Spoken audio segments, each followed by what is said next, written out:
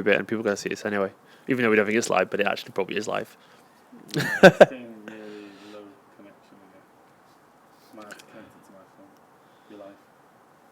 Alright guys, it's Stephen here on BlueMoonRisingTV. Manchester City 2, Crystal Palace 1. We have finally won a game that it doesn't involve drawing, which is technically not possible. But basically, this is all about Yaya Toure. The big man is back. He surprised us all by being involved in the starting lineup, and eventually he won the game for us. He was absolutely fantastic. It wasn't a professional performance in terms of quality. It wasn't really full of technical ability. It wasn't full of grace. Sorry, we've got the stream coming through there.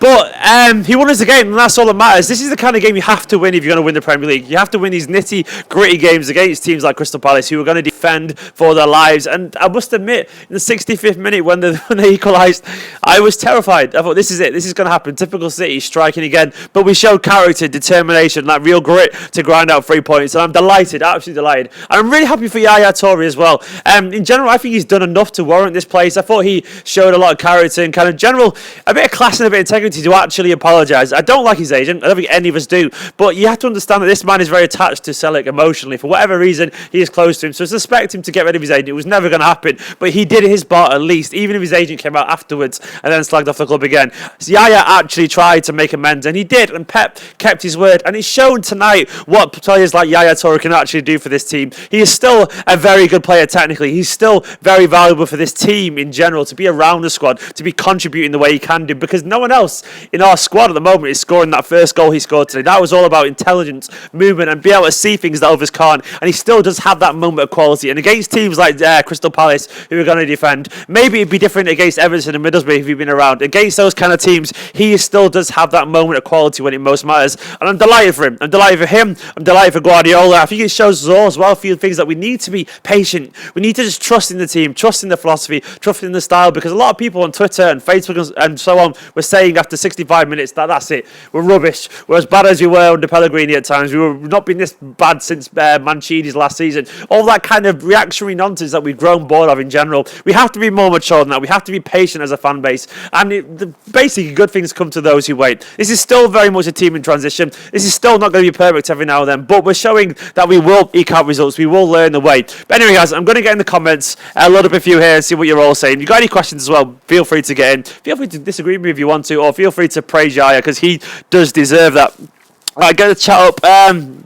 Force and company, Hamza, that's a very good question. He's obviously the one big blow here. I'm hoping it's not an actual muscle injury, and some rumours online suggested that it isn't. It's a problem. It was a bang to the head. That could be the problem there. But it is a familiar story, seeing Vincent Kompany go down injured, then walk off shaking his head. We've seen that so many times over the past couple of years that it gets a little bit depressing when you see it happen. It almost feels predictable. It's just what we come to expect from him. Hopefully, it's just a bang to the head and he's taking a precaution, because if it's a knee injury, then it could be one of the last times we see Vincent Kompany, not the last, because at some point you're going to have to start questioning when it even is worth the risk, because it's like playing with 10 men until it happens. Zab had a shocker. Yes, he wasn't particularly good. He is old. He'll have moments where he's brilliant, moments where he gets exposed against a fast winger. Personally, I wouldn't have played him against tricky, nimble, quick wingers. But then again, he did that against Barcelona. He was excellent. This is what's going to happen when a player reaches a certain age.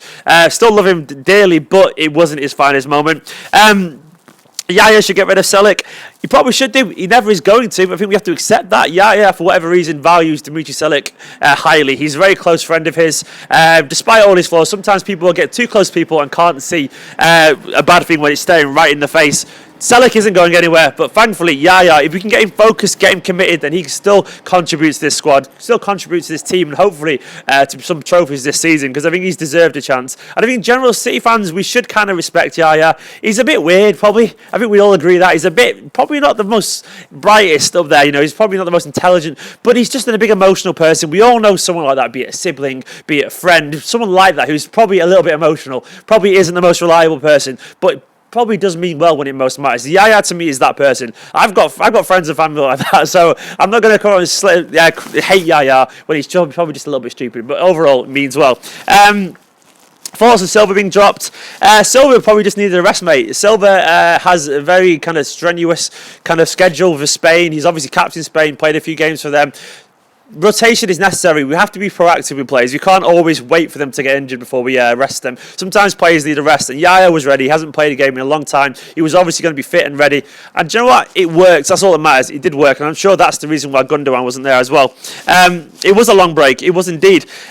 City rise when required, like we did against Barcelona, so don't worry. James Rodriguez there in the comments. I'm sure that's actually the James Rodriguez, and he's obviously a massive Manchester City fan. And James, I like your positivity. We have to basically just accept the rough with the smooth at the moment. There will be moments when things don't go quite well. There will be moments when things are amazing, but that's part of the cycle of football. We are still very much a team in transition. All the frustration from the last 2 or 3 years under Pellegrini, and even a little bit under Mancini, that isn't going to just disappear in 3 or 4 months. This will take time to slowly eke out. It'll take time for Guardiola to become an individual, to work out his style with this team and reinforce the ideas that he's trying to press in. That's totally natural. We shouldn't be too impatient. We should accept the bumps, because that's what's going to happen.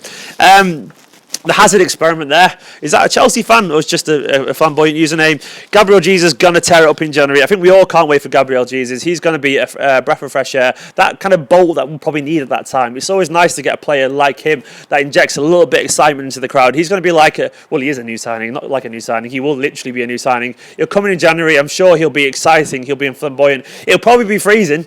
He won't be used to that. He's been playing in Brazil for the past few years, all his life, and Manchester's going to be cold, so don't expect miracles straight away, but he's going to be a very exciting signing.